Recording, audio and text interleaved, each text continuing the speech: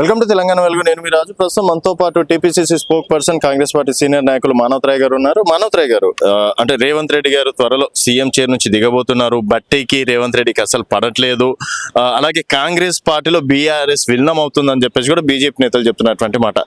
So next జరగబోయేది అదే అనుకోవచ్చా? అంటే రేవంత్ రెడ్డిని దించేసిన తర్వాత బట్టిని సీఎం చేసి బీఆర్ఎస్ ని విలీనం చేస్తారు. బీజేపీ వాళ్ళు చిలక జ్యోతిష్యం చెప్పుకుంటే అట్లనే బాగుపడతారు. ఏలేటి మహేశ్వర్ రెడ్డి పిచ్చి పట్టింది ఆయనకి. అరే ఎమ్మెల్యే చేసి రాష్ట్రంలో సమస్యల గురించి మాట్లాడమంటే ముఖ్యమంత్రి రేవంత్ రెడ్డి పదే పదే మాట్లాడతాడు. కాబట్టి నేనేమంటానంటే అసలు మారేది రేవంత్ రెడ్డి కాదు. రేవంత్ రెడ్డి గారికి రాహుల్ గాంధీ, మల్లికార్జున ఖర్గే, తర్వాత సోనియా గాంధీ గారి ఆశీస్సులు పుష్కలంగా ఉన్నాయి. కులగణన దేశవ్యాప్తంగా ఇలా తెలంగాణ అనేది ఆదర్శవంతమైంది. సిడబ్ల్యూఎస్ అంటే అత్యున్నతమైనటువంటి పార్టీలో వ్యవస్థ అది. ఆ పార్టీలో సిడబ్ల్యూఎస్ లో రాహుల్ గాంధీ, మల్లికార్జున ఖర్గే, తర్వాత అందరు కూడా సోనియా గాంధీ, ప్రియాంక గాంధీ అందరు కూడా రేవంత్ రెడ్డి పనిచేసినటువంటి కులగణన తీరును అభినందించారు.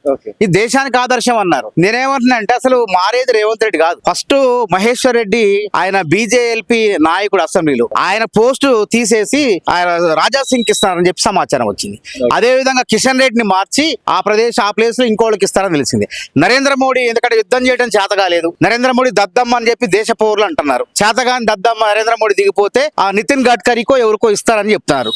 కాబట్టి ఫస్ట్ నీ సంగతి చూసుకో.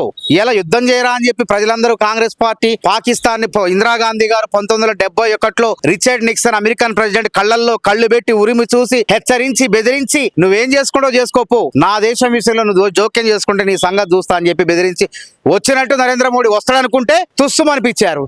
ఇక ఇవన్నీ ఇక్కడ మోడీని విమర్శిస్తున్నారా మీరు? ఎందుకంటే ఇప్పుడు ఆయన ఒక పెద్ద అంటే దేశం తల ఉంచుకునేలా చేసిండు, తల ఎత్తుకునేలా ఇందిరాగాంధీ చేస్తే ఎక్కడే ఉంది. దేశం మొత్తం కూడా యుద్ధం ఆపేస్తే సీజ్ ఫైర్ చేస్తే దేశం మొత్తం తల వచ్చిందని చెప్పేసి అంతే కదా. నువ్వు సీజ్ ఫైర్ అంటే ఆయన సీజ్ ఫైర్ అంటే అవతల పక్క వచ్చి వాడొచ్చేసి మేము కాల్పులు జరిపాయి అక్కడే సగం తల దించుకునే పరిస్థితి వచ్చింది. వాడు కూడా ట్రంప్ గాడు వాడిపోయి అంటే ట్రంప్ యుద్ధ నీతి ఎట్లా? అది యుద్ధ నీతి కాదు. అది యుద్ధ నీతి ఎట్లయితే బుద్ధి లేని నీతి. అది యుద్ధ నీతి కాదు, యుద్ధ నీతి కాదు, బుద్ధి లేని నీతి. ట్రంప్ అనేవాడు ఎవడంటారు అసలు? ట్రంప్ ఆ రోజు అదే విధంగా భారత్ పాకిస్తాన్ విషయంలో ప్రతిసారి అమెరికా జోక్యం చేసుకుంటది. 71లో మహిళ అయినటువంటి ఉక్కు మహిళ ఇందిరాగాంధీ భారతదేశం పౌరుషం ఏందో చూపించింది. అంటే మీ దృష్టిలో యుద్ధం చేస్తేనే మోడీ మగాడు, దేశం మొత్తం కోరుకున్నదే. ఇందిరాగాంధీ చెప్పేదేనండి. ఆ యుద్ధంలో 93,000 మంది పాకిస్తాన్ సైనికులు పట్టుబడి బానిసలకి కాళ్ళు మొక్కారు భారతీయ సైనికులు. మమ్మల్ని క్షమాభిక్ష పెట్టమని ఒప్పందం చేసుకుని ఇప్పుడు ఏం జరిగింది అంటారు? ఇప్పుడు ఏం జరిగింది? మాటలు ఏం 10 మంది కాంగ్రెస్ పార్టీ సెల్ఫ్ అధికారంలోకి వచ్చిందని చెప్పి కాంగ్రెస్ పార్టీ సెల్ఫ్ గోల్ కోసం ఇదంతా చేస్తుందా? దేశ ప్రజలు చెప్తున్నారు. ఎవరు చెప్తారు? ఇందిరాగాంధీనా, నరేంద్ర మోడీనా? కాంగ్రెస్ పార్టీ చెప్పుకోవాల్సిన అవసరం లేదు. కాంగ్రెస్ పార్టీ చెప్పుకోవాల్సిన అవసరం లేదు. దేశ ప్రజల ముంగిట ఇవాళ నరేంద్ర మోడీ తలదించుకున్నాడు, తోక ముడిచిండు. ఎవడో ట్రంప్ గాడు ఇవాళ మనకు షరతులు విధిస్తాడు. వాడు అరే ట్రంప్ గెలవాలని చెప్పినవే నువ్వు. ట్రంప్ పోయి ఆప్కి బార్ ట్రంప్ సర్కార్ అనేది మాట్లాడితే అక్కడ పోయి కూడా ట్రంప్ ని గెలిపియాలని చెప్తే అక్కడ పోయి ట్రంప్ ఏం చేసిండు? నువ్వు గెలిపియాలంటే కర్రు కాల్చి వాత పెట్టినట్టు భారతీయుల్ని విమానంలో లాకప్పు అంటే చేతులకు బేడీలు వేసి పంజాబ్ లో దింపారు. అంతకన్నా అవమానం ఇంకోటి ఉంటుందా భారతీయులకి? ఇదా మోడీ పరిపాలన? కనీసం మాట్లాడినవా? నోరు మెదికినవా? కనీసం మర్యాద దొంగ పాస్పోర్ట్లు అయినా గానీ వాళ్ళు తెలుసు ప్రతి ఒక్కరిని పంపలేదు మానవతరాయ్ గారు. కేవలము దొంగ పాస్పోర్ట్ మీద అక్రమంగా ఉండేటోళ్ళని మాత్రమే. వాళ్ళు మనుషులే కదా, మానవత్వం చాటుకోవాలి కదా. వాళ్ళు ఉగ్రవాదులు అయితే వాళ్ళు అక్కడే అరెస్ట్ చేసి జైల్లో పెట్టు. వాళ్ళు తప్పు చేయలేదు కాబట్టి మోసపోయో లేకుంటే ఏదో రకంగానో అక్కడ సంపాదించుకుందామని అధికారిక పత్రాలు సంపాదించుకుందామని అక్కడ ఉన్న వాళ్ళని బేడీలేసి పంపుతారండి. ఎంత సిగ్గుచేటిది. వాళ్ళు పంపడమే కాకుండా దీన్ని మోడీ మళ్ళీ పల్లెత్తి మాటలే సమర్థించుకుంటున్నారు. సిగ్గుచేటంటే అదే విధంగా నేనేమంటారంటే ఇక్కడ ఒక విషయం, ఇక్కడ మోడీ పైన కోపమా లేకపోతే యుద్ధం ఆపేసినందుకు కోపం అంటారా? మోడీ చేతగాంతనం బయటపడింది. మేము మోడీని ఎక్కువ ఉంచుకున్నాం. ప్రపంచ దేశాలు సుత్తి మాటలు మాట్లాడద్దు. పరువు పోయిన తర్వాత ప్రపంచ దేశాలు ఏంది? ఇలా చైనా ఒక పక్క కాంగ్రెస్ దేశం మైకి పెట్టండి, దేశ పౌరుల దగ్గర పెట్టండి. అరే గెలుపు అంచుల దాకా పోయి వచ్చే తర్వాత అరే వాళ్ళ దగ్గర ఆయుధాలు చూస్తే లేవు. 14,75,000 మంది సైనిక బలగాలు ఉన్నాయి. మనకి 16 లక్షల మంది పారామిలిటరీ బలగాలు ఉన్నాయి. అదే వాడికి కొడితే 3 లక్షల మంది పారామిలిటరీ బలగాలు ఉన్నాయి. 5 లక్షల మంది సైనిక బలగాలు ఉన్నాయి. ఇవాళ మన సైనిక వ్యవస్థకు మనం ఖర్చు చేసేది ఇప్పటి వరకు ఈ రోజు నుంచి 7 లక్షలు 7 లక్షల కోట్లు వాడు ఖర్చు పెట్టే తిప్పి కొడితే 18 లక్షలు కూడా 18,000 కోట్లు కూడా లేదు. ఎటు చూసుకున్నా మనమే ఉన్నాం. మధ్యవర్తి ఎవడు ట్రంప్ గారు చెప్తే వాడు 2 సార్లు వచ్చి నేనే ఆపిన యుద్ధం ఆపి ఇప్పుడు ఏమంటాడు, భారతదేశంలో యాపిల్ రాని అంటాడు. సిగ్గుండాలి, మరి మాట్లాడాలి కదా, ఎదుర్కోవాలి కదా. యాపిల్ పర్సన్ పెట్టని అంటాడు, బెదిరిస్తాడు, వాడిని బెదిరిస్తాడు. నువ్వు పోకు చైనాకు ఎంత 90% సుంకాలు విధించి లేదు మళ్ళీ మేము 30% సుంకాలు విధిస్తామని చెప్పుకోండు. భారత్ కూడా 26-28% సుంకాలు వేస్తాడు. వాడేమో మనకు సుంకాలు వేస్తాడు. వాడి వస్తువులు మనం దిగుమతి చేసుకుంటే మనం సుంకం వేయొద్దని మనమే అంగీకరించమాట. మన దేశం సిగ్గులేని పరిపాలన అంటున్నా. ట్రంప్ గా మీరట సమర్థిస్తారు, నాకు అర్థం కావట్లేదు. నేను చెప్పేది వినండి. ఇప్పుడు ఆ దేశం వస్తువులు మన దేశంలో వస్తే సుంకాలు లేవట, పన్నులు లేవట. వాడి వస్తువులు మనం దింపుకుంటే మనం దింపుకుంటే మనకు పన్నులు వేస్తారట వాడు. ఇది ఎక్కడ నీతి అసలు? దీనికే చచ్చిపోవాలి మనం. అసలు ఎమ్మటే నువ్వేంట్రా నీ పెత్తనం ఏంద్ర అని చెప్పి ఇందిరాగాంధీ లెక్క ధైర్యంతో ఉరిమి కళ్ళూరుని చూస్తే ఆ రోజు వాజ్పేయి గారు బీజేపీ నాయకుడు దుర్గామాతతో పోల్చిండు. నేను కూడా యుద్ధం చేస్తే పాకిస్తాన్ లో ఉగ్రవాదాన్ని చంపాలన్నా. మనం ఉగ్రవాదాన్ని ఎవరు పోషిస్తారు? పాకిస్తాన్ లో సైనికులే పోషిస్తారు.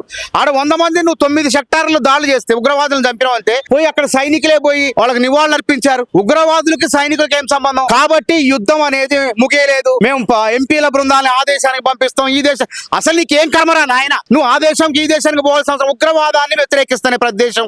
అమెరికా కూడా వ్యతిరేకించింది, చైనా వ్యతిరేకించిన తర్వాత యుద్ధం ప్రారంభమైన తర్వాత భారతదేశం సత్తా బయటపడిద్దని సరికి భయపడి ట్రంప్ గాడు వచ్చేసి నీకు వాణిజ్యం ఆపితే ఏమైతుంది? భారతదేశ ప్రజలంతా పిచ్చోళ్ళ? భారత సైనికుల మీద నమ్మకం లేదా? భారత సైనికులు మేము నమస్కరిస్తున్నాం, సల్యూట్ కొడుతున్నాం, వాళ్ళ త్యాగం గొప్పది. ఇయ్యాల మురళీ నాయక్ సరిపోయిండు, ఇంతియాజ్ సరిపోయిండు, కానీ అక్కడ ఉగ్రవాదం ఉందా? పోని చంపినటువంటి భారతీయులను ఎదుట సుందూరం చెడిపివేసినటువంటి 26 మంది చెడిపివేసినటువంటి ఉగ్రవాదులు 4 పట్టుకున్నారా? ఎవడో తెలవదా? వాడికి పాకిస్తాన్ ప్రభుత్వం ఏం చేసి మసూద్ అజార్ కుటుంబంలో 14 మంది చనిపోతే మనిషి 1 కోటి మంది చొప్పున 14 కోట్లు ప్రకటించారు. ఎక్కడ నువ్వు చేసిన పని ఏందంటే, నీ గొప్పతనం ఏందంటనా?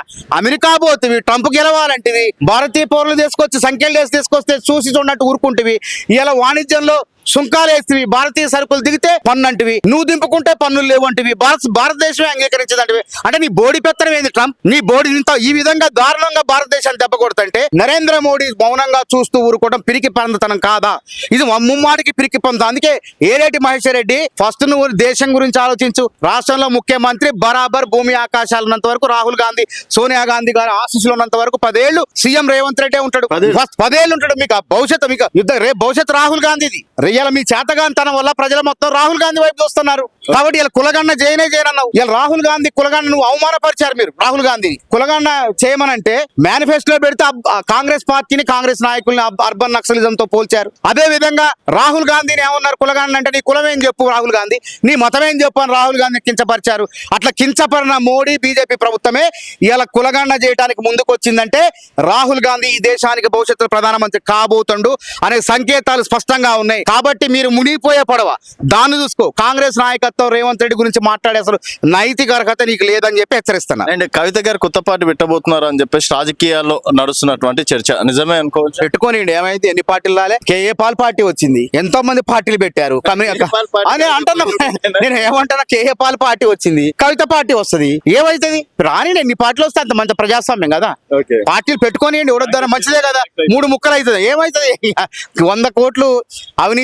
అంటే అవినీతి అంటేనే తెలవనటువంటి కేజ్రీవాల్ కి అవినీతి రుచి చూపించి ఆ కేజ్రీవాల్ ని జైలుకు పంపడం కాబట్టి ఏమో కూడా జైలుకు వచ్చింది. పార్టీ పెడితే నమ్ముతారా ప్రజలు? అందుకే ఏమన్నా కేజ్రీవాల్ పార్టీ పెట్టినా ఒకటే, కవిత పెట్టినా ఒకటే, పెట్టుకోనండి మంచిదే కదా. ఇట్లాంటి వాళ్ళు పెడితే మంచిదే. మరి ఇప్పుడు రేవంత్ రెడ్డి గారు అంటే సరే, మీరు మోడీ గారిని ఆ విధంగా అన్నారు కదా, రేవంత్ రెడ్డి గారు స్టేజ్ మీదనే నన్ను కోసుకొని తిన్నా కూడా రూపాయి వెళ్ళదు అని చెప్పేసి, మరి ఆ మాటల్ని ఏ విధంగా చూడొచ్చు అంటారు? పాలకుడు భారత రాజ్యాంగం మీద ప్రమాణం చేసిన ఎమ్మెల్యే అయినా ఎంపీ అయినా దాపరికం లేకుండా పారదర్శకంగా వ్యవహరించాలి. ప్రతి ఒక్కరు రాజ్యాంగం మీద ప్రమాణం చేస్తారు, మర్చిపోతారని.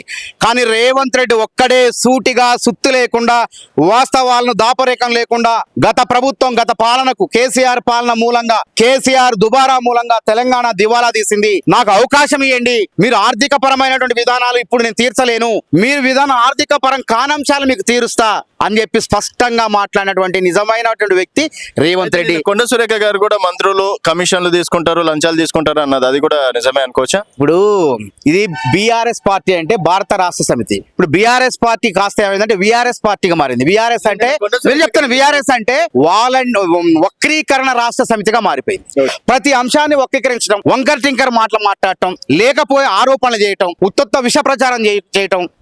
కేటీఆర్ గారు ఏమన్నాడు, మేము గనక 36 యూట్యూబ్ ఛానల్ పెట్టుకున్నట్లే మళ్ళీ మాదే అధికారం వచ్చేదే, కానీ మేము 33 మెడికల్ కాలేజ్ కట్టేవాడు. అందుకే తనదైనటువంటి యూట్యూబ్ ఛానల్ ద్వారా విష ప్రచారం చేస్తాడు.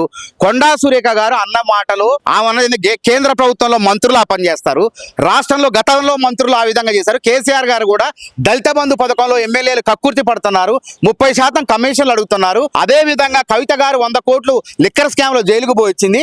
అట్లుండే, కానీ ఇప్పుడు ఇట్లా లేదు. ఏది సమాజానికి ఉపయోగపడాలి, 4 కోట్లు పెట్టి పాఠశాల కట్టించడం, ఇది మా చరిత్ర, మా గొప్పతనం అని చెప్పుకున్నారు. ఇందులో ఎక్కడ అవినీతి ఉంది? ఉత్తగా కావాలని చెప్పి బట్టగాల్చి మీద వేస్తే ప్రజలు నమ్మరు. ఆడ అభివృద్ధి ఇంకా కొండా సురేఖ గారి యొక్క పేరు ప్రఖ్యాతులు పెరిగింది ఇందులో. అరే కొండా సురేఖ ఎంత మంచి పని చేసింది. 4 కోట్లు పెట్టి సిఎస్ఆర్ నిధులు అంటే కార్పొరేట్ సోషల్ రెస్పాన్సిబిలిటీ కింద పరిశ్రమలు ఏం చేస్తాయంటే తప్పకుండా వాళ్ళ బాధ్యతగా స్కూల్స్ గానీ పాఠశాలలు గానీ ఏదైనా కట్టాలా. కానీ ఇప్పుడు ఎవరు మర్చిపోయారు, ప్రభుత్వంలో బీజేపీ గానీ కేంద్ర ప్రభుత్వం గానీ మొన్న గతంలో ప్రభుత్వాలు ఏం చేసినాయి, దొడ్డిదారులు జేబులో కమిషన్లు వేసుకునేది. కాబట్టి కొండా సురేఖ గారు వారిని ఉద్దేశించి అంటే దాన్ని ఆమెకు ఆపాదించి ఆమెను పెద్ద నాయకురాలను చేశారు, గొప్ప నాయకురాలను చేశారు. సో కాంగ్రెస్ పార్టీలో మాత్రం కొండ సురేఖ గారు చెప్పింది బీఆర్ఎస్ గత ప్రభుత్వం వాళ్ళదే అని చెప్పేసి మానవతరాయ్ గారు అంటున్నారు. ఇది మానవతరాయ్ గారితో స్పెషల్